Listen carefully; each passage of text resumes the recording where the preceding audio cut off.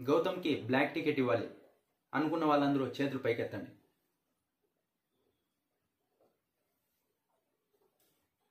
ఇక్కడ కూడా.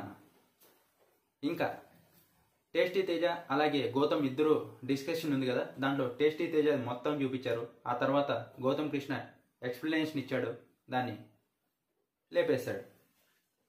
ఇంకోటి, ప్రేరణ గురించి ఏదైతే చెప్పారో అది నిజం.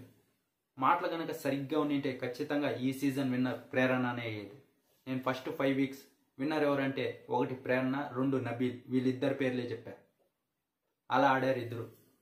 ఇంకా ప్రేరణ అయితే టాస్కుల్లో 100 కాదు 200% పెడుతుంది. అలా ఆడుతుంది గేమ్స్.